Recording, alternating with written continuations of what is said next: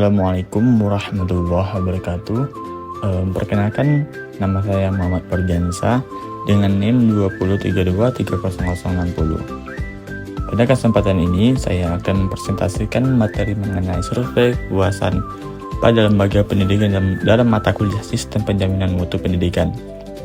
Jadi, perlu kita ketahui bahwasanya itu survei kepuasan ini merupakan salah satu instrumen penting dalam sistem penjaminan mutu, karena ini digunakan untuk mengetahui tingkat kepuasan pengguna layanan pendidikan seperti siswa, guru, orang tua, maupun tenaga kependidikan.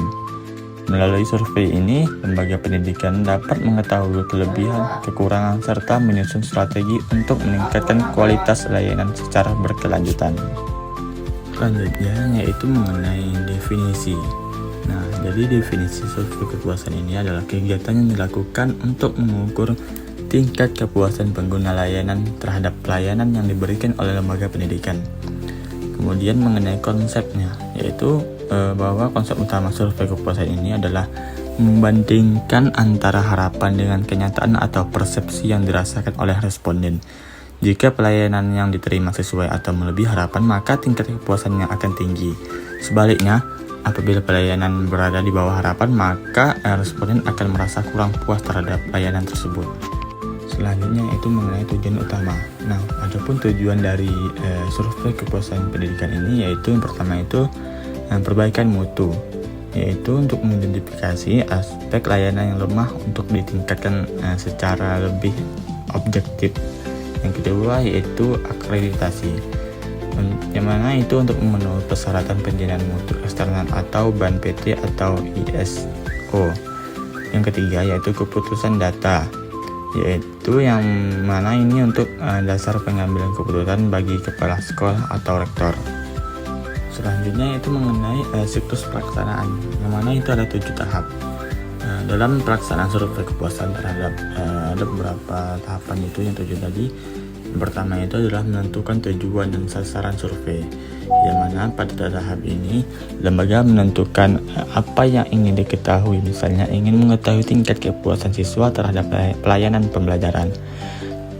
Nah, kemudian yaitu selanjutnya tahap kedua yaitu mengidentifikasi responden dan aspek yang diukur, yang mana responden dapat berupa seperti siswa, guru, tenaga kependidikan, orang tua, maupun alumni.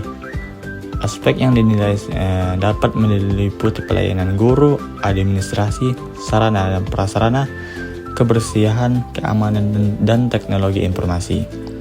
Yang ketiga yaitu tahapan ketiga yaitu menyusun instrumen atau kuesioner, yang mana instrumen biasanya itu menggunakan skala Likert dari 1 sampai 5, mulai dari sangat tidak puas hingga sangat puas. Pertanyaan yang jelas, mudah dipahami, serta mampu mengukur indikator yang telah ditentukan. Selanjutnya yaitu setelah instrumen selesai disusun, langkah berikutnya adalah pengumpulan data. Pengumpulan data ini dapat dilakukan secara langsung menggunakan kertas ataupun secara online melalui Google Form. Tahapan kelima yaitu menganalisis dan interpretasi hasil survei. Data yang diperoleh dihitung rata-ratanya, kemudian dianalisis untuk mengetahui aspek mana yang memperoleh nilai tinggi maupun rendahnya. Yang keenam adalah menyusun rekomendasi perbaikan. Misalnya, apabila fasilitas internet memperoleh nilai rendah, maka sekolah dapat meningkatkan kualitas jaringan internet tersebut. Yang terakhir, tahapan terakhir yaitu monitoring dan evaluasi. Yaitu rekomendasi yang telah dibuat harus dipantau pelaksanaannya sehingga dapat diketahui apakah terjadi peningkatan kualitas pelayanan pada survei berikutnya. Selanjutnya itu mengenai studi kasus, kita ambil contohnya seperti madrasah aliyah. Sebagai contoh, sebuah madrasah aliyah tersebut melaksanakan survei kepuasan pada seluruh siswa. Adapun survei ini dilakukan untuk mengetahui kepuasan terhadap seperti kualitas pembelajaran guru, pelayanan administrasi, fasilitas kelas, perpustakaan, laboratorium, akses internet, dan serta kebersihan lingkungan sekolah. Hasil survei menunjukkan bahwa siswa sangat puas terhadap kemampuan guru dalam mengajar dan pelayanan administrasi. Namun masih terdapat keluhan mengenai kecepatan internet dan jumlah komputer di laboratorium.